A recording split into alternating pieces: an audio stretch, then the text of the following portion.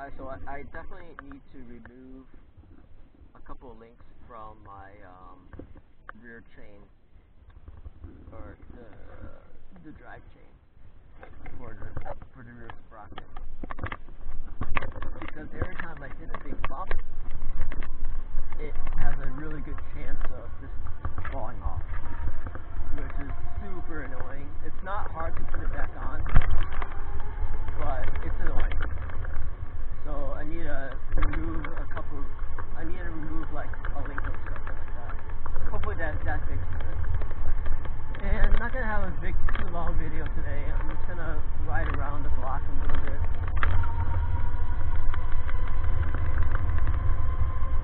Because maybe I don't want to go too far, because these change around has been a pretty big problem recently. And yeah, I'm probably going to have to get the chain back on a couple of times. So I'm just going to ride around the block a little bit and talk about something.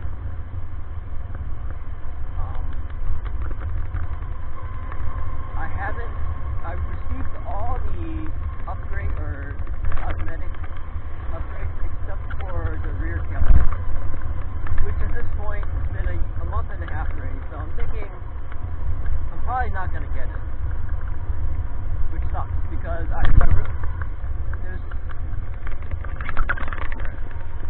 certain ones. I like to have a rechargeable one, and the rechargeable, most of the rear tail lights are AAA batteries.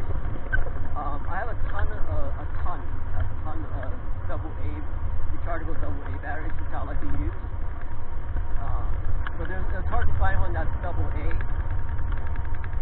But the one I ordered is this is a rechargeable internal battery with USB. But I haven't received it yet, so at this point I'm thinking it's probably lost, which kind of sucks. And usually when I buy things from China, I buy it through eBay, and for smaller items like this, there's actually a pretty big savings. It could be as much as 50%. In terms of, not 50%, maybe like 30%, something like that. It's substantial enough that I would want to buy it from China just to, get the savings. And it's, obviously there's domestic suppliers for it, and I think what the domestic suppliers do is they just buy the stuff from China and just sell it because they can sell it because it's domestic. You're pretty much here to get it. You don't have to wait like a month and a half until you get it, but you do pay that 33% premium on the same item, the same quality item. But anyway, that's besides the point. So I do need to remove one. I thought I could live with it before change derailments, but it's just so frequent now that I probably should change it. And it doesn't require, to get the chain back on is, about a minute or a minute and a half, but it happens, it really sucks if you're going really fast, and then chain derailment and you stop.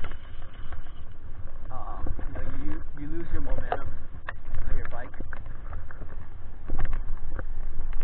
So, but I do have to address that now, because it's just, it's kind of ridiculous how many.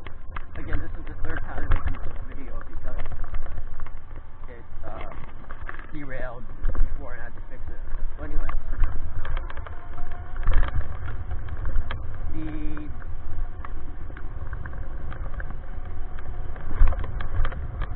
so I also ordered a spare or a replacement battery. That hasn't come yet either. But I'm hoping to get it hopefully by early next week.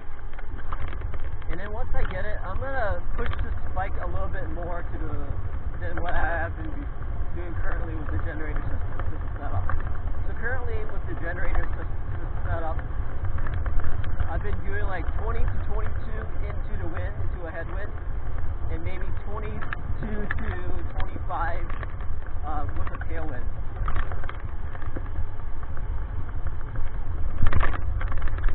And granted, this bike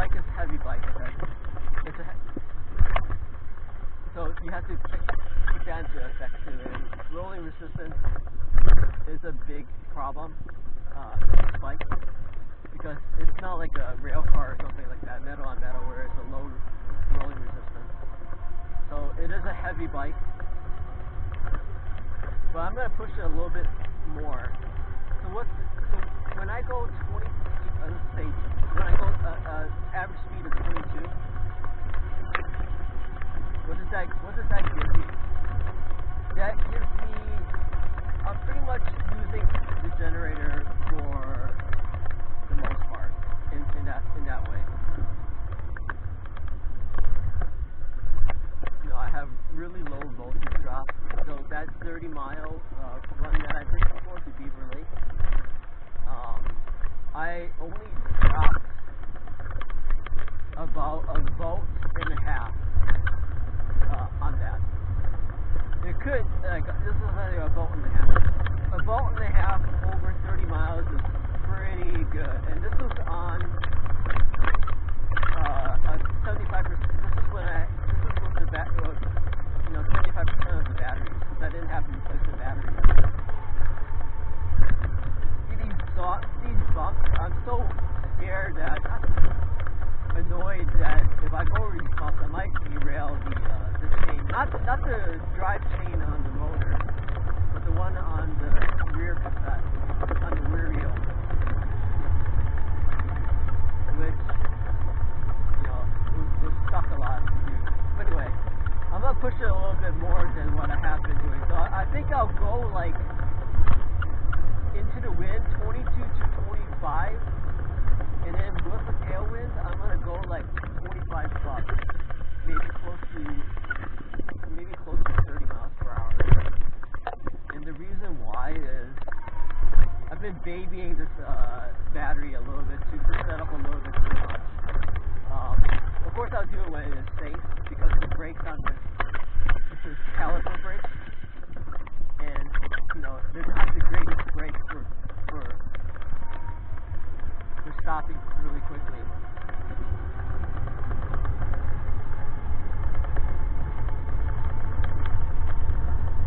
So when I can, I'll start to push it a little bit more. And the reason why is you got to think about commuting.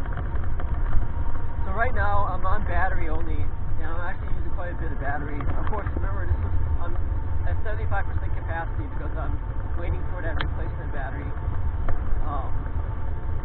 I'm going about 21 miles per hour, but you gotta think about what speed, if I was to use this for commuting, what speed am I satisfied with? And even though like I worked it out before that, I believe 22 miles per hour is the optimal in terms of wind efficiency, battery technology. It's the I still can't control this bike this much.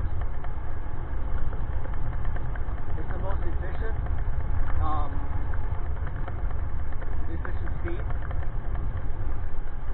It's actually maybe a little bit too slow for commuting, if that makes sense.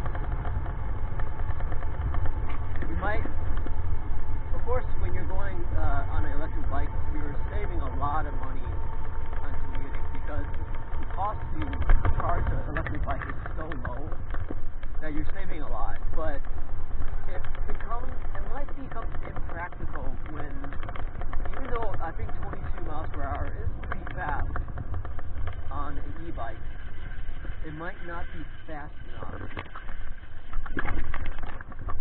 You might need that 30 mile, close to 30 miles per hour threshold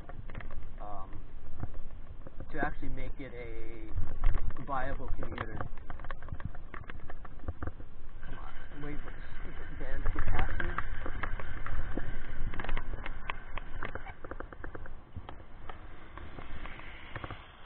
Make it a viable commuter. So anyway, that's what I'm going to be doing. So in my next longer videos or drive videos, is I'm going to push it a little bit more.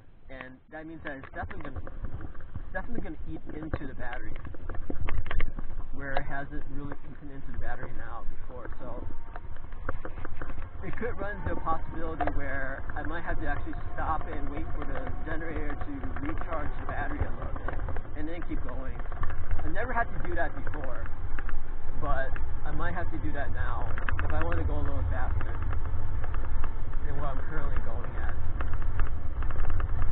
An average speed of 22. Yeah, 21 maybe. So I'll try to go an average of like 25 in the next couple of videos, in my next videos. And then obviously at that point, hopefully I'll have the batteries back, or I'll have the replacement batteries on. See, these roads are perfect. There's no bumps in the road, so I know I'm not going to get a derailment here.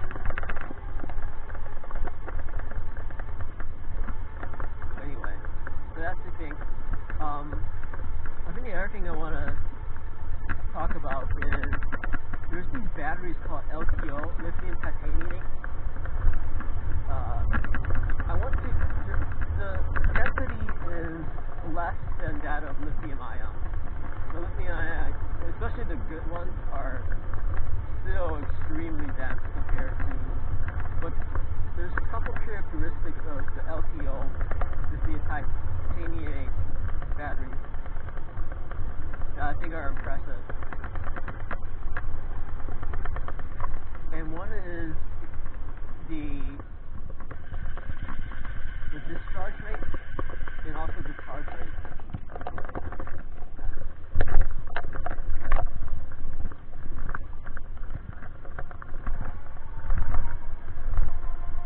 It's the recharge. It has actually a really fast recharge rate.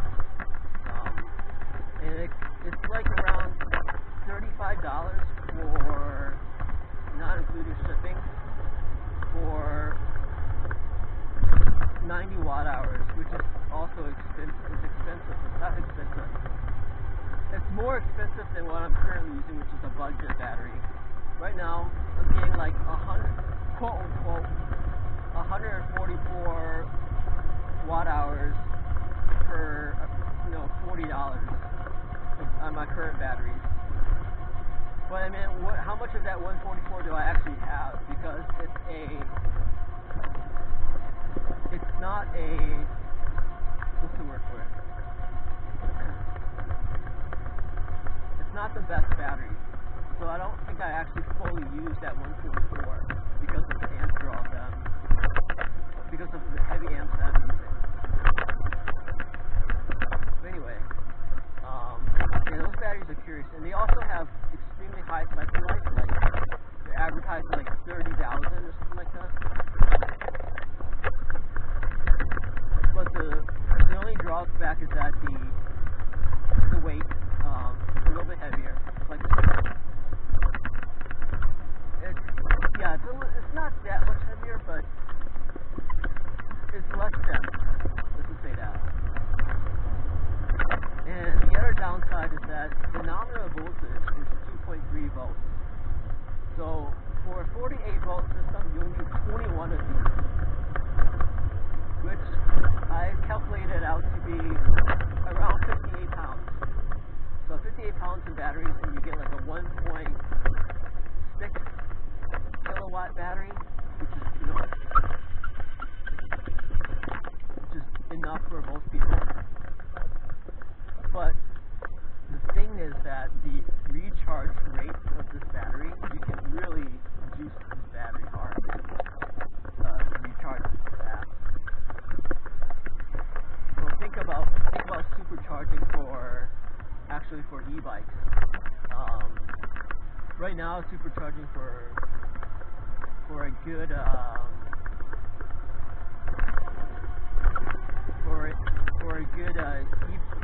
e-motorcycle or electric motorcycle or EV is around 30 minutes or something, from 0 to 85%.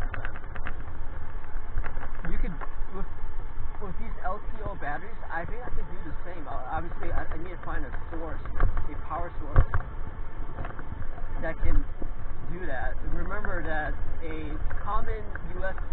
Other thing too is I don't want to burn out all the not burn out, but I don't want to pop the breakers on my home system.